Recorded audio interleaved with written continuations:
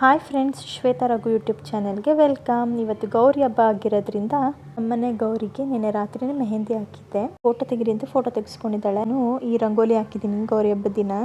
ನಮ್ಮನೆ ಹತ್ರ ಇರೋ ದೇವಸ್ಥಾನದಲ್ಲಿ ಗೌರಿಗೆ ಕೂರಿಸಿರ್ತಾರೆ. ಪ್ರತಿ ವರ್ಷ ಹೋಗಿ ಕಂಕಣ ಕಟ್ಟಿಸ್ಕೊಂಡು ಬರ್ತೀವಿ. ಆದರೆ ಈ ವರ್ಷ ನಾವು ಹಬ್ಬ ಮಾಡೋಂಗಿರಲಿಲ್ಲ, ನಮ್ಮ ಮಾವ ಎಕ್ಸ್ಪೈರ್ ಆಗಿದ್ರು ಅಂತ.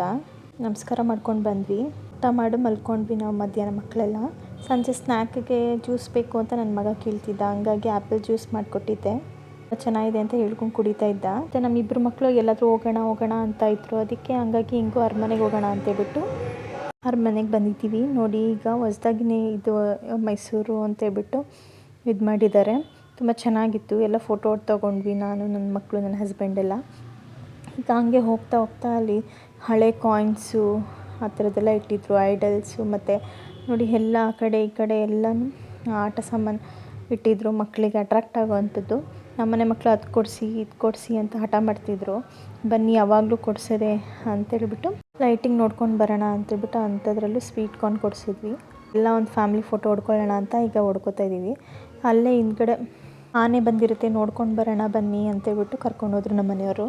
ನೋಡಿ, ನಮ್ಮ ಮನೆಯವರು ಮಕ್ಳಿಗೆ ತೋರಿಸ್ತಾ ಇದ್ದಾರೆ ಆನೆ ಬಂದಿದೆ ಅಂತೇಳ್ಬಿಟ್ಟು. ನಾನೀಗೆ ಫೋಟೋ ವೀಡಿಯೋ ಮಾಡ್ತಾ ಇದ್ದೆ ನಾನು. ನೋಡಿ, ಎಲ್ಲ ಆನೆ ಇದೆ. ನನ್ನಿಬ್ಬರು ಮಕ್ಕಳು ಆನೆ ಅಲ್ಲಿದೆಯಲ್ವಾ, ಯಾವ ಆನೆ ಅದು, ಏನು ಎತ್ತ ಅಂತ ಇದು ಮಾಡ್ತಿದ್ರು. ನನ್ನ ಮಗ ಭೀಮ ಅನ್ನೋಕ್ಕೆ, ಅವಳು ಅಲ್ಲ ಅಭಿಮನ್ಯು ಅನ್ನೋಕ್ಕೆ. ಆಮೇಲೆ ಕೇಳಿದ್ರು, ಅದ್ಯಾವುದೋ ಕಂಜನ್ ಅಂತೆ, ಕಂಜನ್ ಆನೆ ಅಂತ ಅಂತಿದ್ರು.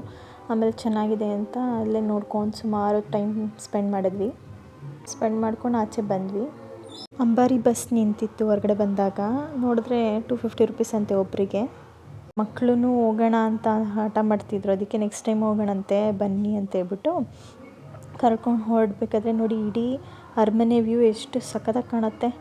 ನೋಡೋಕ್ಕೆ 2 ಕಣ್ಣು ಸಾಲದು. ತುಂಬ ಚೆನ್ನಾಗಿದೆ ಮೈಸೂರು ಅರಮನೆ ನೋಡೋದಕ್ಕೆಲ್ಲ. ಇಷ್ಟ ಆದರೆ ಲೈಕ್, ಶೇರ್, ಕಮೆಂಟ್ ಮಾಡಿ. Thanks for watching.